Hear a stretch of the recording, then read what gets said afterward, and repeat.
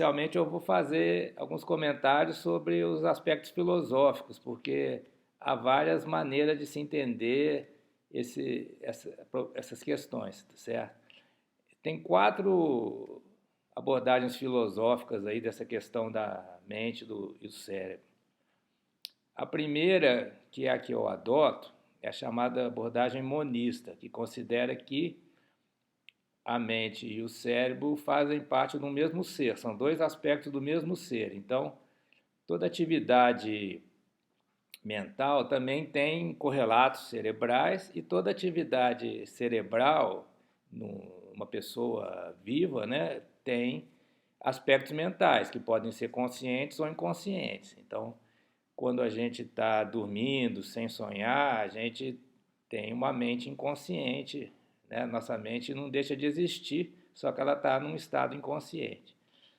E quando a gente está acordado, interagindo com o ambiente, conhecendo as coisas e tendo emoções, etc., a gente está consciente. Uma outra abordagem é chamada abordagem dualista. Ela considera que o cérebro e a mente têm existência independente, ou seja, você pode morrer, mas sua mente vai continuar existindo, né? Chamada de alma. E também o corpo pode existir sem nenhuma atividade mental, né? Então, nessa abordagem, o corpo é como uma máquina, né? Que por si só, o cérebro, né? É uma máquina também, e ele não tem necessariamente uma atividade mental. A atividade mental vai acontecer quando existe uma conexão entre essas duas substâncias, né, a substância corpórea e a substância consciente, mental, e essa conexão, né, segundo René Descartes, seria pela glândula pineal. Então, é só quando tem essa conexão, né, que há uma comunicação da mente com o corpo. Então, eu penso, eu vou mover meus braços, minhas mãos, e meu corpo executa, né? E também, se eu receber uma pancada assim aqui na mão, né, eu vou sentir dor, porque há uma comunicação entre o corpo e a mente via glândula pineal. Tem mais duas posições filosóficas principais, né? A materialista, que é a ideia de que o que existe na realidade é apenas o corpo, né? A mente é uma espécie de uma ilusão, uma fantasia ou uma realidade puramente virtual que não tem poderes sobre o corpo. Então nós somos, assim, digamos assim, escravos das nossas paixões, dos nossos instintos, né? Dos nossos instintos. E a visão idealista é o contrário, né? O que realmente existe, né, em todo o universo é uma mente, né, uma grande mente, e o corpo é apenas uma ilusão, né? O corpo é um fantoche, uma marionete da mente, né? A gente tem a impressão de que o corpo, ou o cérebro, teria um papel importante na cognição, na emoção, mas na verdade é apenas um veículo, né? Um substrato que a mente usa, né? Certo? Então tem essas quatro visões. Na abordagem que eu vou fazer aqui, né, eu estou supondo a visão monista, que o cérebro e a mente são dois aspectos do mesmo ser. Então, quando a gente estuda na neurociência os vários processos que acontecem no cérebro, também a gente considera como sendo também processos mentais. A gente não faz essa separação que os dualistas fazem entre o físico, o fisiológico e o mental, né? O fisiológico já seria também mental. Então, nós temos, por exemplo, várias substâncias químicas que fazem parte dos nossos estados afetivos, emocionais, né? Vocês devem já ter estudado um pouco disso, né? Os chamados neurotransmissores, os hormônios que atuam no corpo e no cérebro. E os principais, né, são glutamato, GABA, serotonina, dopamina, adrenalina, noradrenalina. Então, essas várias macromoléculas, né, que são componentes químicos do sistema, né, eles ao se combinarem, eles também estão gerando nossos estados afetivos, emocionais. E o cérebro não é uma máquina puramente química, ele é também uma máquina elétrica, né? Ou digamos, não vamos usar a palavra máquina porque parece que a gente está pensando em termos do dualismo, né? É um sistema, o cérebro é um sistema eletroquímico. Então nós temos uma série de processos químicos que estão na base das nossas emoções e uma série de processos elétricos ou bioelétricos, né, que são movimentos iônicos, que estão na base do nosso pensamento. Então, quando a gente está encadeando nossos pensamentos, né, pode ser numa forma linguística, verbal, ou pode ser também de uma forma chamada por imagens, né? A gente está, no nosso cérebro está ocorrendo uma série de processos elétricos, né, ondas sincronizadas e assíncronas, que são medidas, por exemplo, pelo eletroencefalograma. E também a gente pode mapear quais regiões do cérebro estão mais ativas, né, por meio da ressonância magnética funcional, dentre outras possibilidades.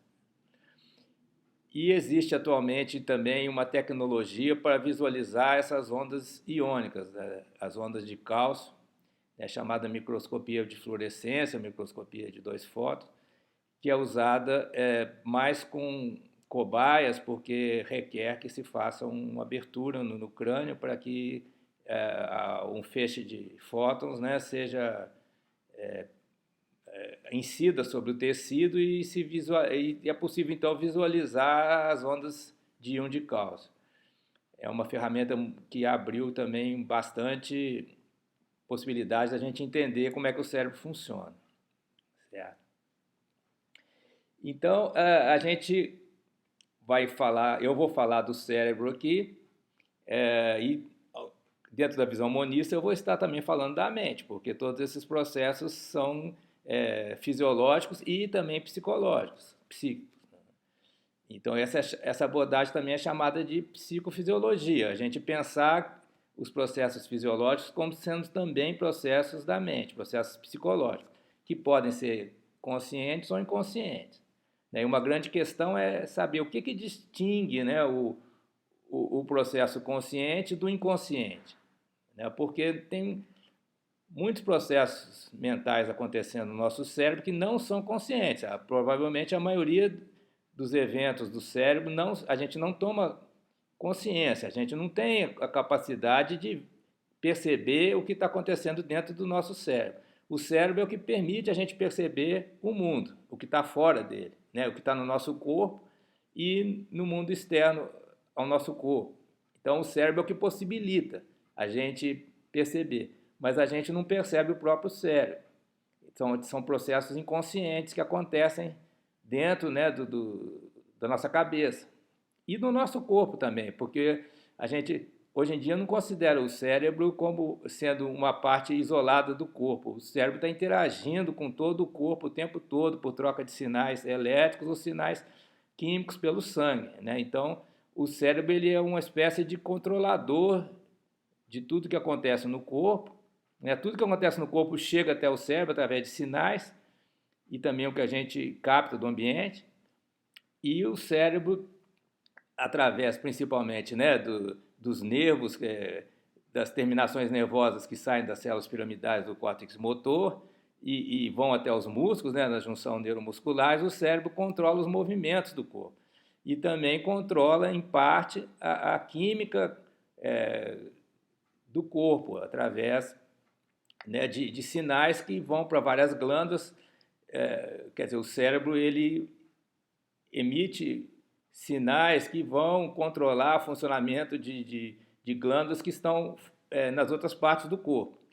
E hoje em dia a gente também considera que existe uma interação entre o sistema nervoso, endócrino e imune, né? O sistema imune ele está fora do cérebro, quer dizer, não existe um sistema imune dentro do cérebro, mas tem uma troca de sinais entre um sistema que foi recentemente descoberto no cérebro, que é chamado sistema linfático, que é o sistema que de fluidos, de troca de sinais, né, no fluido do cérebro espinal, e que envolve também as células gliais, que eu vou falar daqui a pouco, e o sistema imune. Então, há uma comunicação de sinais químicos do cérebro também com o sistema imune. E o sistema nervoso, hoje em dia, a gente considera também que ele está espalhado no corpo, porque tem um sistema nervoso no coração, o sistema nervoso do estômago, né, o sistema nervoso entérico. Então, há uma troca de sinais que vai além do cérebro, do sistema nervoso central. E esses sinais podem ser químicos ou elétricos. Então, a gente está falando aqui, na verdade, então, de um sistema nervoso do corpo, não é só sobre o cérebro, mas para, digamos assim, simplificar um pouco, a gente fala o cérebro e a mente, mas na verdade é o corpo vivo como um todo e a mente. A mente vai se relacionar com todas essas sinalizações que ocorrem no corpo inteiro, envolvendo o sistema endócrino, imune, os neurônios e as células gliais do coração, no fluido cerebroespinal, né, e no estômago, e vários sensores que nós temos, né, em todo o corpo, que estão enviando sinais, e estão também, e os músculos que estão recebendo a todo tempo uma sinalização do sistema nervoso central, comandando um movimento chamado movimento voluntário. Então, é esse sistema que a gente está tratando aqui, que é um sistema bastante complexo. E é muito importante a gente distinguir os dois grandes tipos de células que nós temos no sistema nervoso. A gente conhece há mais tempo, né, desde Ramon e Cajal, há mais de 100 anos, né, o papel dos neurônios. Ramon e Cajal entendia que os neurônios são a unidade estrutural e funcional do sistema nervoso, quer dizer, eles que executam, os neurônios que executariam as funções mentais. E as outras células, que eram chamadas células gliais, elas seriam apenas de suporte, elas não estariam executando as funções mentais, elas estariam dando suporte estrutural e nutrindo, né, o neurônio, porque a gente sabe que a glicose que chega pelo sangue arterial no cérebro, ela não vai direto para o neurônio. Se o neurônio tiver contato com o sangue, ele é danificado, né? A glicose passa pela barreira hematoencefálica, né, pelos tanicitos, vai para os astrócitos, que é o principal tipo de célula glial. O astrócito fornece essa energia para o neurônio, e ele fornece também na forma de lactato. Então, quando nós estamos acordados e os neurônios têm assim, um trabalho extra em relação ao sono, né, então tem o chamado lactato, o bonde do lactato, né, seria traduzindo do inglês lactate shuttle. Então a gente tem uma energia suplementar na forma de lactato. Isso é característico do período que nós estamos acordados e conscientes, porque quando a gente está dormindo e não está sonhando, não é necessário ter essa energia extra. Então, nós temos dois tipos de células, né? Os neurônios, eles recebem os sinais do mundo exterior através dos sentidos, né? Dos sensores, que captam a informação do ambiente, e os neurônios também controlam os músculos para a gente reagir aos estímulos e às situações que a gente vivencia no ambiente de uma forma adaptativa, né? E entre o estímulo e a resposta existe, né, o pensamento, a elaboração, o planejamento, tudo isso é feito pela rede neuronal. Agora, há uma outra rede que a gente hoje em dia sabe que também está envolvida nos processos mentais, que é a rede das células gliais, principalmente os astrócitos, né? Temos 4 tipos de células gliais, né? Os astrócitos, que são células em forma de estrela, por isso que ele tem esse nome, astrócito, né? De astro. os astrócitos formam uma rede contínua, eles não têm sinapse, né? Eles têm as chamadas gap junctions. Então, dentro do astrócito, as ondas iônicas fluem sem ter uma barreira. Já entre os neurônios, né, as ondas bioelétricas, que são ondas de íon, elas não podem passar de um neurônio para o outro, porque tem a fenda sináptica. Então, quando esse sinal bioelétrico chega no terminal sináptico, ele é transformado num sinal químico, né, com a liberação de vesículas, de transmissores, e volta a ser a forma bioelétrica no neurônio seguinte, mas não há como essa onda de íons passar direto de um neurônio para o outro. Já com exceção das chamadas sinapses elétricas, que eu não vou mencionar aqui. Já nos astrócitos, essas ondas iônicas, elas percorrem a rede celular e geram estados de regulação do sistema que a gente suspeita que tem relações com nossos estados afetivos e emocionais. Então, você tem existe uma comunicação constante entre os astrócitos e os neurônios. Os neurônios captam uma informação no ambiente, então vai haver uma reação a isso. Será que isso aí é bom, é ruim? Né? E vai haver uma resposta adaptativa que também vai ser executada pelos neurônios.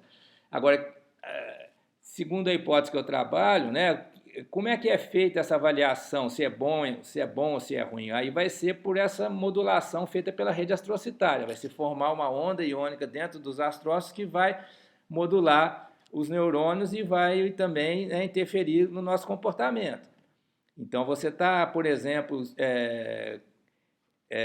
se alimentando e você sente um gosto diferente no alimento, então será que isso aí é um tempero que é uma coisa saudável ou a comida está estragada e você vai ter que fazer uma avaliação disso, né? Então o seu cérebro vai, além de registrar esse sabor diferente, ele vai também avaliar e vai depois gerar um comportamento adaptativo, porque é claro que se for veneno você não vai comer, né? Não deve comer. Às vezes as pessoas comem comida envenenada sem perceber, né? Mas estou dizendo, se você perceber alguma alteração, né, você vai ter um comportamento de aversão, né?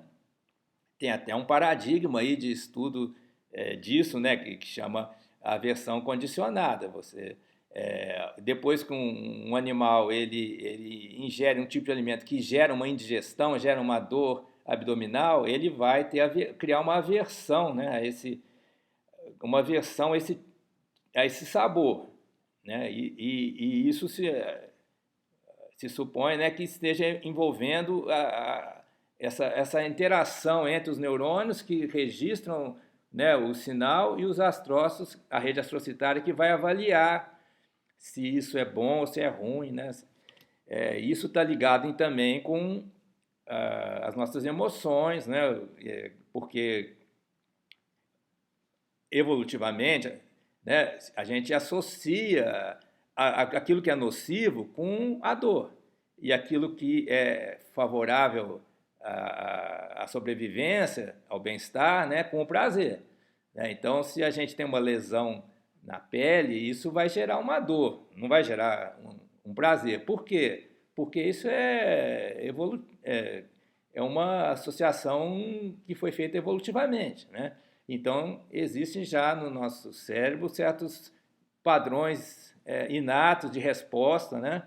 Uma pessoa que nunca viu um escorpião, pela primeira vez que ela viu um escorpião, ela vai sentir medo, porque isso não foi aprendido, isso aí é inato, né? Uma resposta inata. Então, o cérebro já tem uma série de padrões, né? E como é que funcionalmente ou fisiologicamente isso acontece, né? A gente supõe que seja por uma interação entre a rede neuronal, que reconhece o padrão, e a rede astrocitária, que avalia a chamada valência, se aquilo é bom ou ruim, adaptativo, não é, né? E vai então guiar a resposta. Então, nossos estados afetivos, nossas emoções têm um papel importante para o comportamento racional e adaptativo. Quer dizer, a emoção não é algo que sempre prejudica a razão, pelo contrário, né? Como o famoso médico português Antônio Damasio colocou, né? A razão precisa da emoção.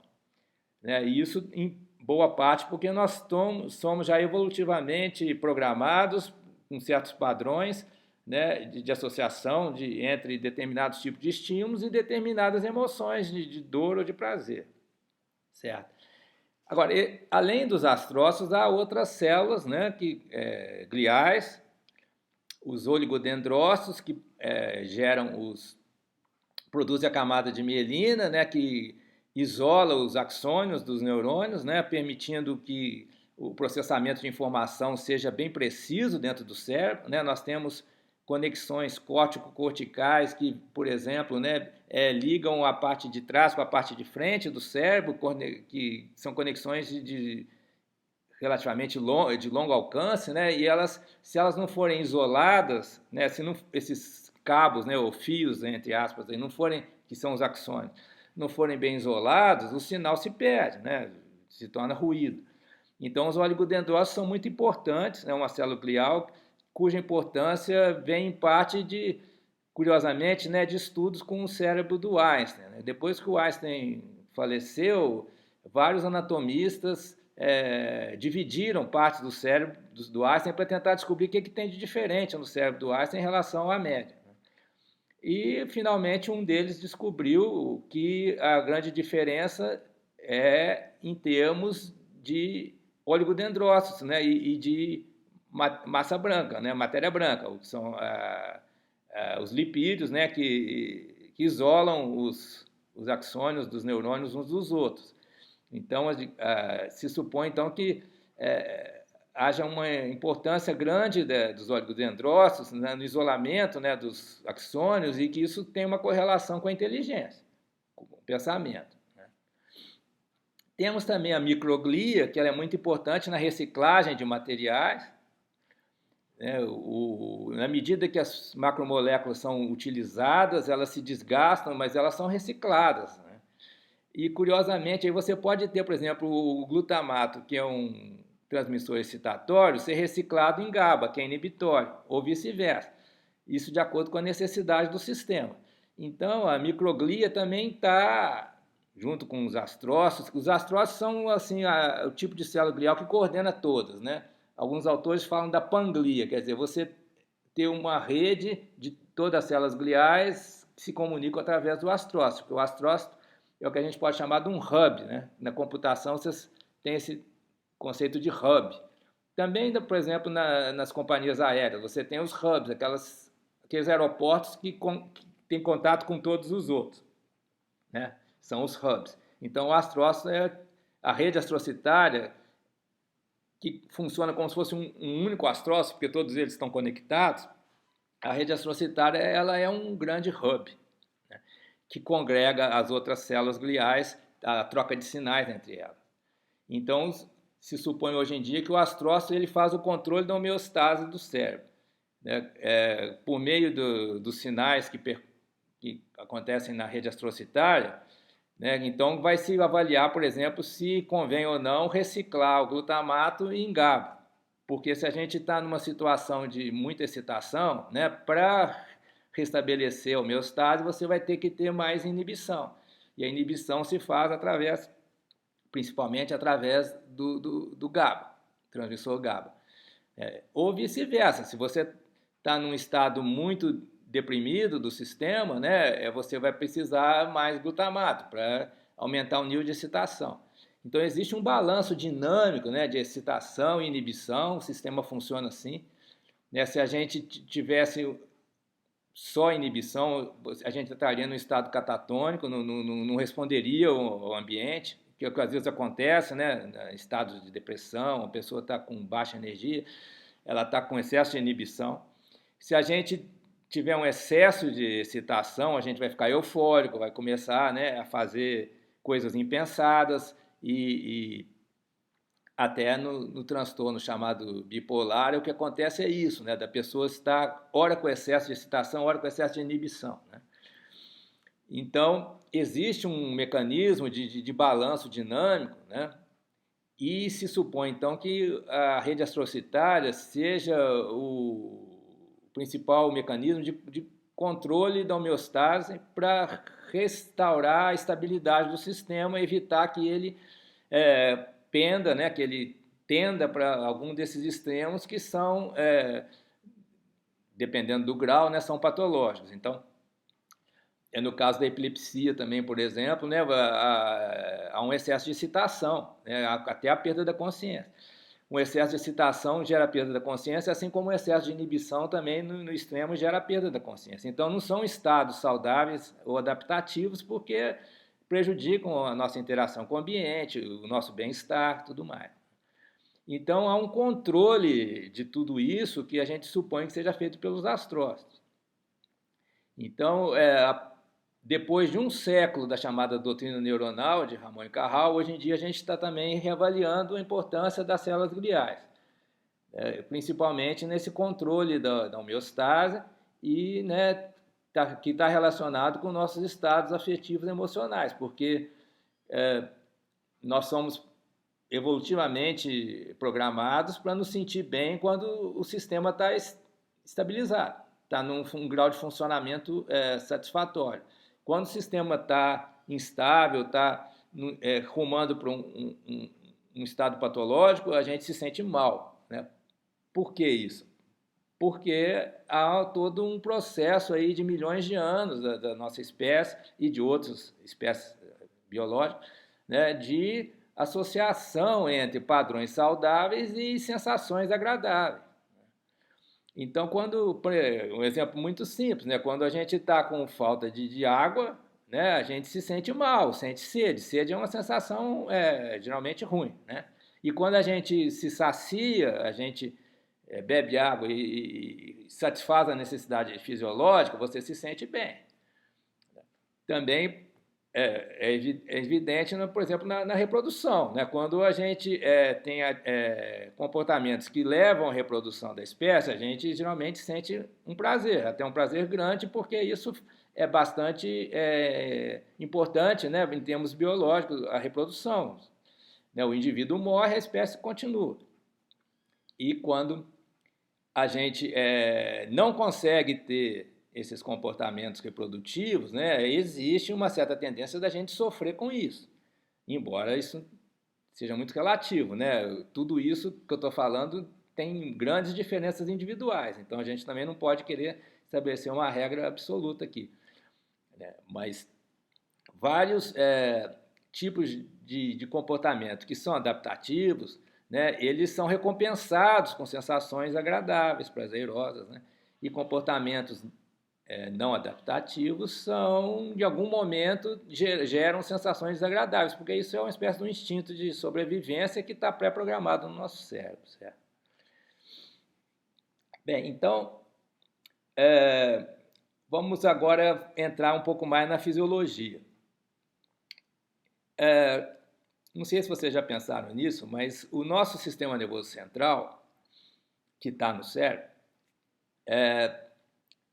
ele só tem acesso a sinais, né? Então, eu estou vendo um elefante amarelo, certo? Não tem nenhum elefante amarelo dentro do meu cérebro, só o sinal, né? E como é que essa informação chega, por exemplo, a informação visual, né? Então, tem fótons, né? Partículas físicas sem massa, que carregam uma certa energia e uma certa informação. Os fótons que vêm do Sol, né, incidem no elefante amarelo, ou, digamos, no elefante cinza, né, porque o elefante amarelo já seria ficção. Incidem no elefante e esses fótons incidem na minha retina, né, pelo nervo óptico, isso passa pelo tálamo, vem aqui para a parte de trás do cérebro, né, a região occipital, a área visual primária. As características do elefante, ou seja, o seu tamanho, a sua morfologia, né, a sua cor, tudo, o som que ele produz, tudo isso chega através de impulsos elétricos, chamados disparos neuronais, que são umas séries temporais, e se supõe que essa informação ela seja codificada em termos da frequência e do casamento de fase de vários sinais em vários nervos, porque o nervo óptico ele é, na verdade, um feixe de axônios. Cada axônio vai estar transmitindo um pulso tipo do telex, né? Tipo tá, tá, tá, tá, tá, tá, tá, tá, tá, tá, tá, tá, tá, tá. São os disparos neuronais. Né? Esses pulsos têm todos eles praticamente a mesma amplitude. Então, a informação não está na diferença de amplitude. Por exemplo, você tem um tá e um tá. Né? Não é isso. Todos os disparos são praticamente na mesma amplitude. Então, é como no código Morse, certo? Que vai ser o agrupamento dos disparos, formando grupos, né? E a combinação do que acontece num axônio com outro axônio, chamado código populacional, certo? Que vai transmitir a informação que é um elefante e não um cavalo ou uma zebra, ou o que seja, né? Certo? E esses sinais vão chegar no córtex visual primário e vão se transformar em potenciais graduados, nos dendritos, né?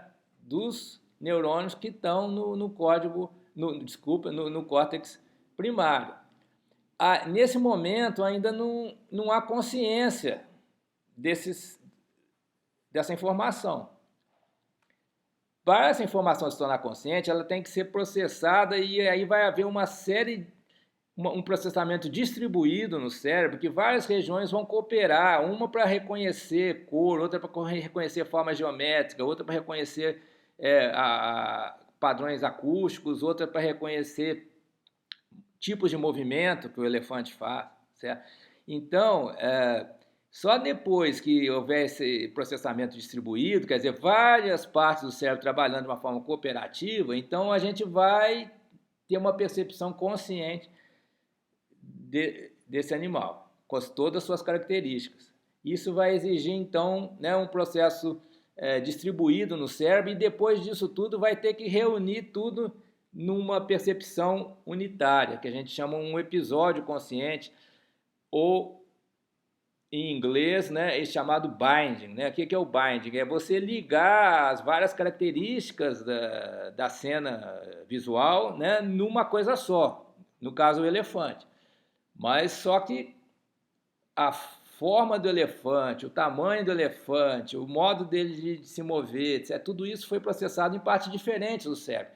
Então, por isso que é muito difícil a gente entender como é que a consciência se forma, né? Por isso que tem muitos estudos sobre isso, porque também não é só a percepção visual, tem também, né, vários outros sinais que a gente capta do ambiente e do nosso próprio corpo, que precisam ser integrados num episódio consciente. O episódio consciente não é só você estar representando uma imagem, porque isso uma máquina fotográfica faz, certo? O episódio consciente é você estar registrando sinais e estar integrando esses sinais, criando vínculos entre eles e também, aí que é importante, você está reagindo de alguma maneira, né? Dando um sentido para isso. Né? Você está, digamos, no caso aí da percepção de um animal, distinguindo de outros animais, de estar avaliando se esse animal é perigoso para você ou não. Né? No caso que eu falei do escorpião, a percepção da forma do escorpião, do modo dele se mover ou não mover, isso vai despertar um processo de avaliação e vai gerar uma emoção, um sentimento de medo. Né? Então, isso também faz parte da consciência.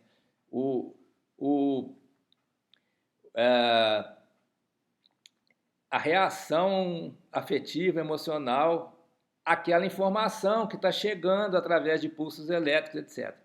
E nessa reação afetiva emocional vai entrar a química, porque o cérebro não é só processamento de sinais elétricos, né? Você uma série de processos químicos vão estar acontecendo também que vão dar suporte a essa reação afetiva emocional. E essa reação afetiva emocional que vai ser a motivação que vai guiar a sua resposta. O que eu vou fazer em relação a esse elefante que eu estou vendo? Né?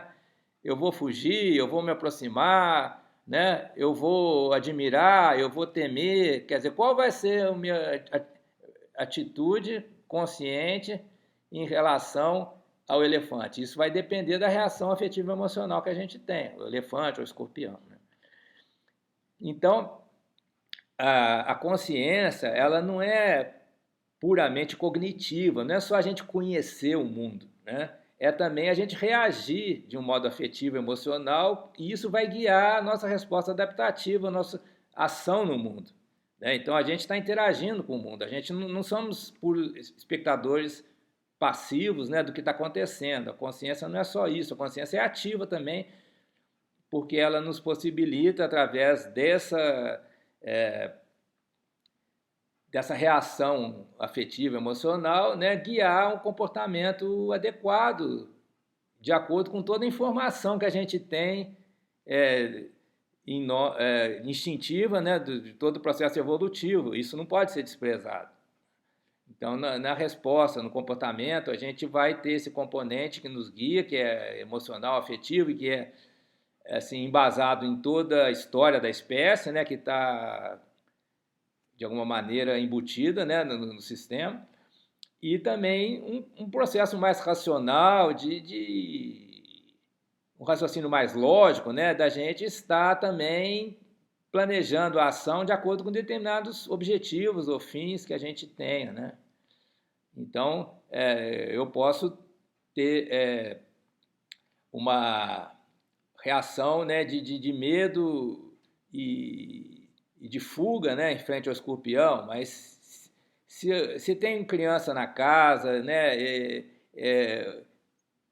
que pode ser mordida por esse escorpião, né, eu não vou fugir e deixar o escorpião lá, eu vou pegar um instrumento e vou matar o escorpião. Isso vai contra a reação mais instintiva da gente se evadir do ambiente, né?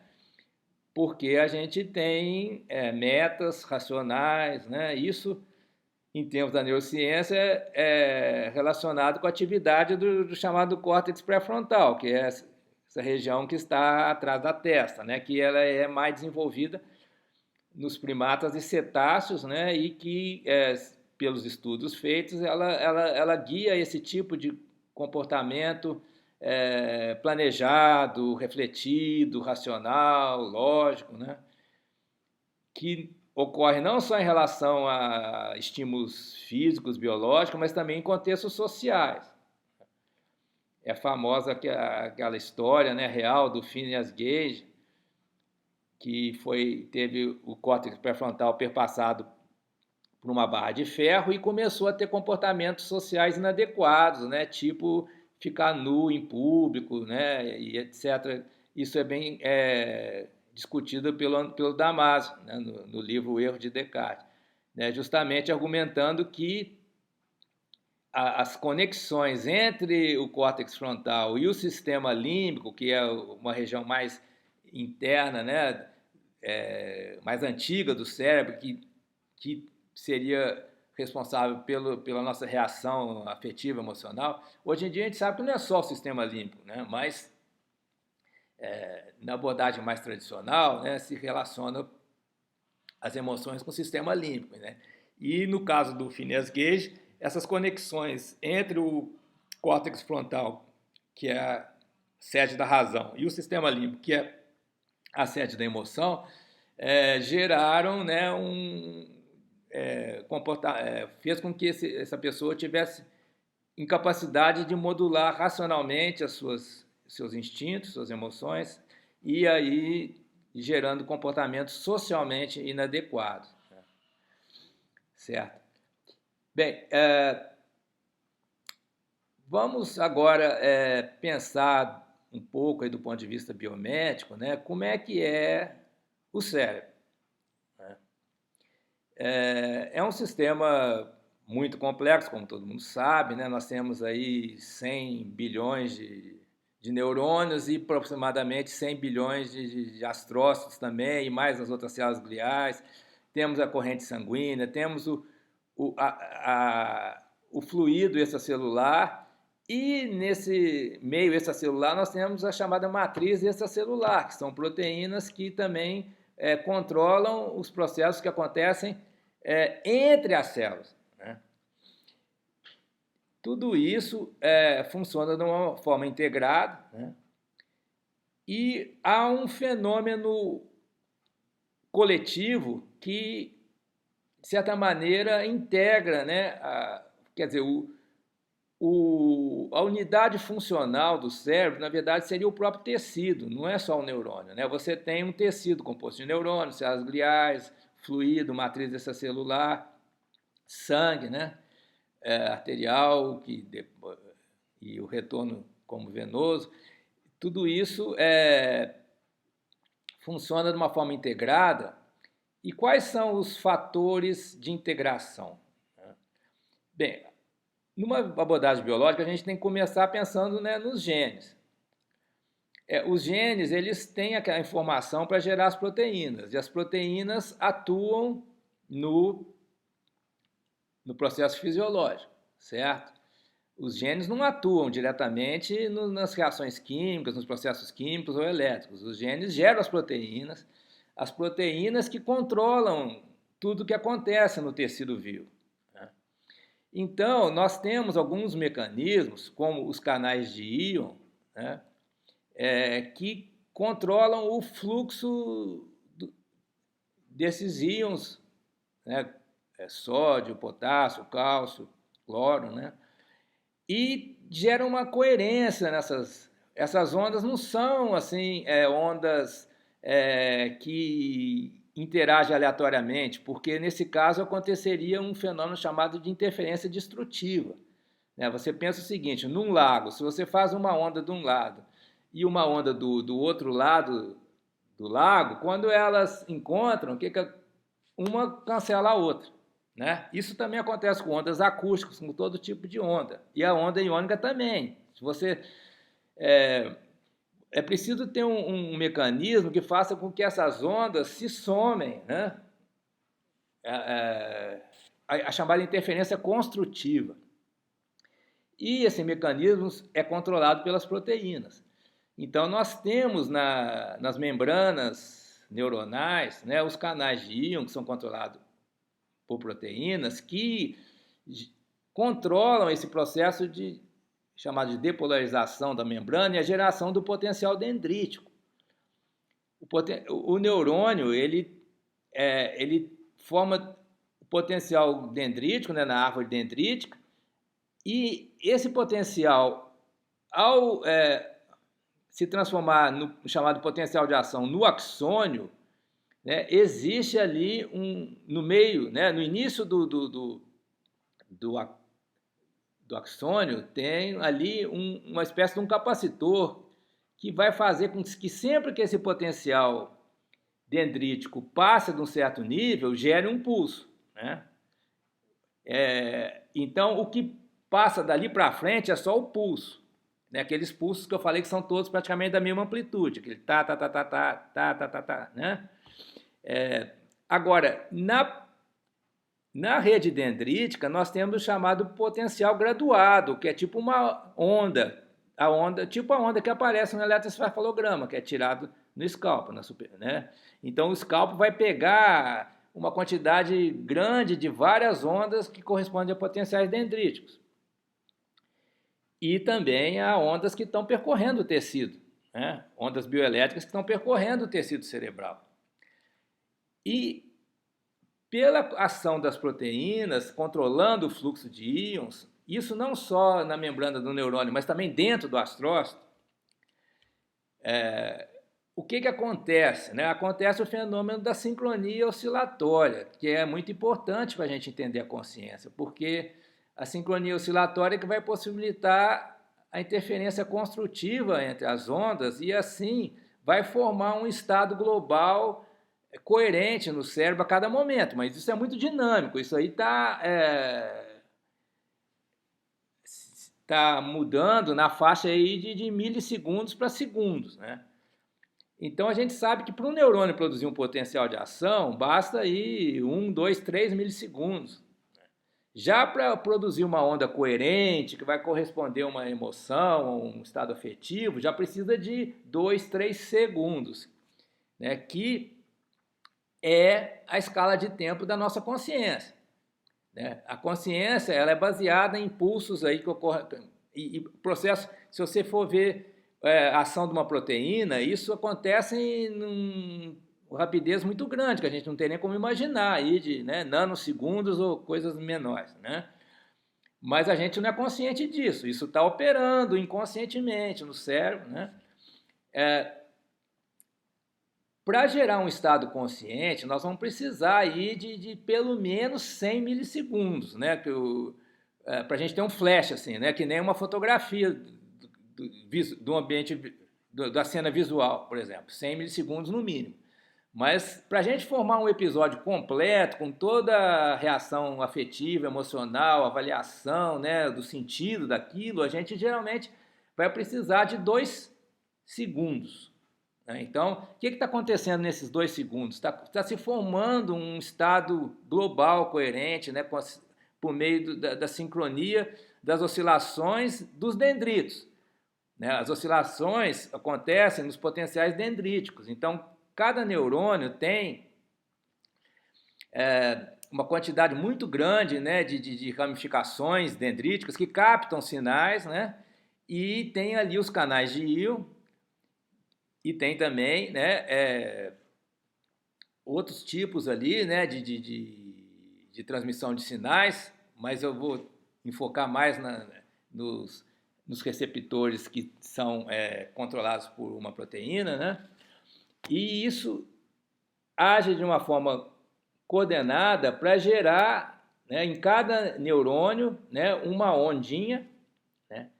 E essa ondinha ela vai controlar o que está acontecendo no astrócito que está ali do lado, né? Porque hoje em dia a gente fala na sinapse tripartite, que é formado por 2 neurônios e um astrócito. Então os neurônios estão conversando entre si, né, pela sinapse, pela liberação, né, de transmissores na sinapse, hormônios, né? Os neurônios estão conversando entre si. Esses transmissores que são liberados também chegam no astrócito que está ali envelopando a sinapse. O astrócito ele está ali recebendo todos esses sinais que estão passando pelos neurônios. Então, no neurônio chamado pós-sináptico, que está recebendo o sinal, na árvore dendrítica vai se formar uma onda modulada por amplitude, quer dizer, não é aqueles disparos, é né? Se você, antigamente se fazia isso, né? Se colocava um eletrodo fininho lá numa região lá do tecido, né? E se ligava isso com um amplificador de áudio, então você pode ouvir o potencial de ação, né? E também esses chamados potenciais locais que vão refletir essas ondinhas dos dendritos. Né? Bem, os potenciais graduados que estão nos dendritos vão induzir as ondas iônicas nos astrócitos. Né? Isso aí, eu não vou entrar nos detalhes porque é complexo. Né? Vocês, quem quiser, pode pesquisar e estudar por conta própria. Né? Então, essas ondinhas, elas vão interferir umas com as outras e vão, por um fenômeno aí que a gente entende pouco, mas elas vão ressoar, né? Uma espécie de um fenômeno de ressonância, vão construir uma onda grande, que seria correspondente ao nosso estado afetivo e emocional nesse episódio que demora aí por volta de 2 segundos para se formar. Então, a nossa consciência é um fenômeno temporal que está segmentado em pequenos episódios de 2, 3 segundos. Por isso, né, que se a gente for analisar a música popular, ou mesmo a música clássica, você não tem, por exemplo, frases musicais muito compridas, de 10, 20 segundos, porque quando chega no final, a pessoa já perdeu o início. Né? Ou mesmo quando a gente está falando, né, se eu fizer uma frase muito comprida, que eu demore aí 10 segundos para falar essa frase, né, quando eu chegar no final, todo mundo já esqueceu o início. Né? Então, existe uma segmentação temporal da consciência é por volta de 2, 3 segundos. Isso já foi estudado por um neurocientista alemão, o Ernest Peppel, né, já faz uns 20, 30 anos. É uma descoberta importante para a consciência, né, que a gente vive, né, conscientemente em pequenos episódios de 2, 3 segundos, né, que vão se encadeando, é claro. E temos os mecanismos da memória que nos permitem ligar um episódio com o outro e também formar a nossa autoimagem, a nossa identidade pessoal, né? A memória, quer dizer, tudo isso que aí também tem o chamado fenômeno da plasticidade neural. Tudo isso que acontece, esses padrões que se formam, né, eles deixam uma marca, né, um chamado engrama, né, um registro, né, que fica inconsciente e que a gente pode futuramente reativar. Mas aí já não vai ser exatamente a mesma coisa, só que vai guardar uma informação, né, que pode ser retida e reativada, né? Quando a gente relembra algo, né, a gente adiciona também alguns componentes do momento que a gente está relembrando. Então, por isso, cada vez que a gente se lembra de algo, a gente se lembra de uma forma um pouco diferente, porque, né, vai se formar um novo episódio, né, com os estímulos, os sinais daquele momento que a gente está relembrando, vão interferir naquilo que é lembrado. Então, há um mecanismo, um processo aí, comparável à ressonância, né, que possibilita que toda essa atividade que é distribuída no sistema, ela se agregue, né, formando um episódio que é aquilo que aparece na nossa consciência, é aquilo que a gente experimenta, né, no dia a dia. É o episódio. Tudo aquilo que participou da produção desse episódio fica inconsciente, né? A gente tem a consciência é do produto, né? Não sei se vocês já repararam, mas quando a gente está falando, como eu estou falando aqui agora, né, as frases já surgem prontas na boca da gente, ou na mente, né? Quando tem aquela chamada fala interna, né? Quando você está pensando sem falar, né? Aquele fluxo a gente usa a linguagem, né? Se supõe que a fala interna seja uma conexão entre a área de Broca e a área de Wernicke, que é como se a gente estivesse falando para dentro e ouvindo, né, com a área de Wernicke, que é da audição, e decodificação da linguagem. E normalmente a gente fala para fora e ouve, né, pelo ouvido e chega na área de Wernicke, por uma via externa, mas a fala interna é quando você fala para dentro, digamos, entre aspas, né? E já você mesmo está falando e você mesmo está ouvindo, né? Então, nessas situações aí, né, se formam padrões que vão ser memorizados, né? E os mecanismos moleculares disso aí são até razoavelmente bem entendidos, né? Essa memória de longo prazo, aquilo que aconteceu na nossa infância, que a gente consegue lembrar hoje em dia, isso, para ser preservado, tem que chegar até os genes e gerar, né, fatores de crescimento, tal que fatores, gerar proteínas e que atuam na formação de novas conexões sinápticas, né, quer dizer, novos dendritos e conexões com os axônios, que, de alguma maneira, guardam aquela informação e possibilitam que ela seja relembrada. Né? Então, juntamente com o entendimento dessa dinâmica da consciência, né, nós temos também a chamada plasticidade, né, que possibilita que a gente registre essas experiências desses episódios de 2 ou 3 segundos, né, e forme aí um encadeamento coerente durante a nossa vida, né? Que isso vai estar, então,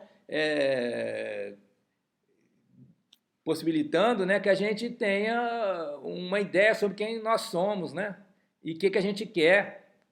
O planejamento do futuro vai depender muito dessa memória do passado e desse encadeamento, essa linha, né, no tempo da pessoa.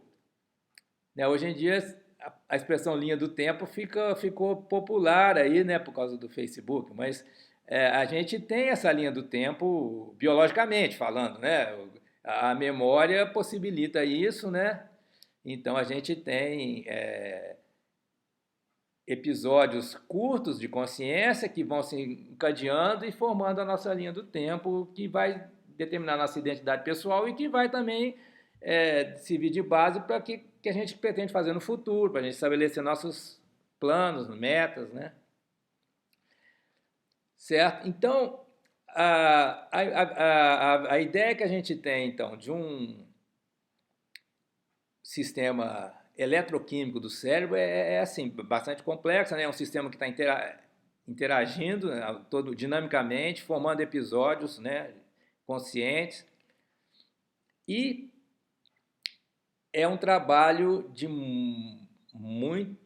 muitas células de diferentes tipos, né? Nós temos também diferentes tipos de neurônio, né, e diferentes tipos de células gliais, e que envolve, né, uma espécie de um mecanismo de ressonância, que é aquilo que vai, no final das contas, distinguir o que vai continuar inconsciente, né, puramente fisiológico, e aquilo que vai chegar na nossa consciência. Né? A nossa consciência é comparada com uma espécie de um funil, porque de tudo que está acontecendo no nosso corpo, no nosso cérebro, apenas uma parte chega na consciência. Então, o critério seria aquelas informações que estão ressoando e gerando esse padrão mais global do sistema, né? Então, essas estão se tornando conscientes. Agora, a gente tem que levar em conta que isso não é algo puramente cerebral, né? Isso está envolvendo todos os sinais que a gente recebe do ambiente e do nosso corpo. O chamado sistema autônomo ou autonômico, né, ele está ligado com processos do corpo e a gente não é diretamente consciente do que está acontecendo no sistema autonômico. Né? Se você tem um aumento de cortisol, estresse, a gente não tem consciência direta do estresse. Né? Mas isso faz parte na produção dos estados conscientes e pode sim se manifestar na consciência de alguma maneira. Tudo aquilo que está acontecendo no nosso corpo, né, pode se manifestar na consciência se entrar se passar por esse funil. Né? Então, isso é de interesse numa área médica chamada psiquiatria, né? Porque você vai ter uma série de desordens mentais, né, cuja origem muitas vezes é difícil de traçar, mas pode estar ligado a fatores somáticos, né? E também acontece o contrário, né? O chamado fenômeno psicossomático, você ter um certo padrão persistente mental que vai gerar um efeito no somático. Quer dizer, então é uma via de mão dupla. Você tem, né, processos somáticos que se manifestam na consciência e processos da consciência que se manifestam de modo somático. Por que isso acontece? Não é nada assim muito fantástico, não. Né? Embora alguns pesquisadores sérios entendem que o fenômeno psicossomático teria uma dimensão, assim, digamos, supernatural, né? de vidas passadas e coisas que tais. Né? Isso não dá para descartar. Né? Mas tem uma explicação mais simples, né? Que é essa comunicação que acontece, né, entre o sistema nervoso central e todo o restante do corpo, por uma troca de sinais. Né? Muitas vezes sinais químicos, né? Sinais que vêm pela corrente sanguínea e que vão inicialmente ser reconhecidos ou processados pelos astrócitos e que vão participar da geração dessas ondas de íon que percorre o tecido, né, essas ondas iônicas, que eu chamo de hidroiônica, porque não vamos pensar que são íons no vácuo, não, né? Há uma ligação aí pouco entendida, né, desses íons com a água, e a água que nós temos dentro da célula é a chamada água negativa, porque né, a água entra na célula pela aquaporina, que é uma proteína, uma das proteínas que participa da regulação desse sistema. E ao passar pela aquaporina, né, dentro da aquaporina tem um sítio positivo. Então, isso bloqueia um próton. Então, isso faz que aumente a quantidade de próton no meio extracelular e a água que entra dentro da célula, seja o neurônio ou astrócito, ela vai ser água negativa. Vai ser H3O2, né? Segundo o Gerald Pollack, que é um dos químicos e pesquisadores dessa área. Mas a água pode ter outras configurações também, eu estou falando de uma forma bem simplificada. Então, essas ondas iônicas que se formam dentro do astrócito que de alguma maneira controlam a homeostase do cérebro inteiro, né, do sistema nervoso, e que está relacionado com nossos estados afetivos, emocionais, essa onda ela vem, né, de um certo tipo de interação entre esses íons, que são cátions, íons positivos, né, no caso o íon de cálcio, dentro do astrócito, e a água negativa. Só que a água negativa ela é uma espécie de um gel, ela não permite que o íon penetre no substrato. E então o íon é a água negativa, o cátion, né, o íon positivo, é atraído pela água negativa e desliza nela, então aí se formam as ondas. Essas ondas, chamadas ondas de cálcio, que percorrem a rede astrocitária. Esse fenômeno não existe dentro do neurônio. Dentro do neurônio, se houver uma grande concentração de íon de cálcio, esse neurônio morre, né, por apoptose, é uma defesa, né, da célula, porque o neurônio não tem compartimentos específicos para formar ondas iônicas. O potencial de ação formado no axônio do neurônio não é como a onda de cálcio dos astrócitos, são dois mecanismos fisiológicos bastante diferentes. No potencial de ação, não sei se vocês já estudaram isso, provavelmente vão estudar, né? Existe, né, ao longo do axônio, né, canais, né, em que há entrada de sódio, entrada e saída de sódio e potássio, isso vai então gerando, né, uma propagação do sinal. Já dentro do astrócito, você tem essas ondas de íon de cálcio que são visíveis pela microscopia de fluorescência, e que elas percorrem a rede astrocitária e vão por aquele mecanismo de ressonância que eu falei, vão gerando uma interferência construtiva, então você vai ter uma onda grande a cada momento. Em cada episódio consciente, você tem uma onda que corresponde ao sentimento ou emoção que você está tendo naquele momento. Então, os astrócitos seriam muito importantes também para a gente entender a consciência, né, por esse aspecto afetivo e emocional, porque a consciência não é apenas conhecimento. Tradicionalmente, né, muitos autores, filósofos pensaram a consciência como você ter conhecimento sobre uma certa situação e agir de modo voluntário, refletido nessa situação. Tudo bem, isso é consciência sim, né, é o conceito mais tradicional. Mas atualmente, né, a partir de neurocientistas como o Damasio, o Panksepp, né, e também o resgate de filósofos como Spinoza, a gente está pensando a consciência não só como conhecimento, mas também como sentimento, como a capacidade de sentir. Também se chama sentiência nesse sentido. A consciência envolve a sentiência, quer dizer, a capacidade de sentir dor, prazer, ou sentir.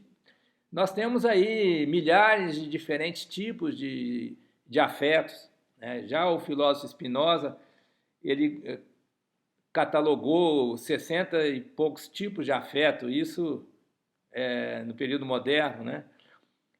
Depois, né, com a escola estruturalista na psicologia, já foram identificados mais de 1000 estados afetivos que a gente pode ter, né? Alguns afetos são sociais, né, como o amor, o ódio, isso aí envolve uma relação social, né? Temos as sensações também básicas, que também fazem parte da consciência, né, como fome, sede, sentir calor, sentir frio, etc. Quer dizer, então, tudo isso estaria, de alguma maneira, relacionado com as ondas hidroiônicas no nosso cérebro e no corpo. Não, isso não acontece só no cérebro, né? Mas o sistema nervoso central, que acontece, digamos assim, a concentração, né, dessas ressonâncias em que a consciência se forma, né? Certo. Bem, então eu passei para vocês assim algumas ideias com as quais eu trabalho, né? Quem tiver interessado em ler meus trabalhos pode entrar no site ResearchGate, né? Colocar meu nome e eu tenho ali mais de 200 publicações disponíveis. E quem quiser também entrar em contato comigo por e-mail,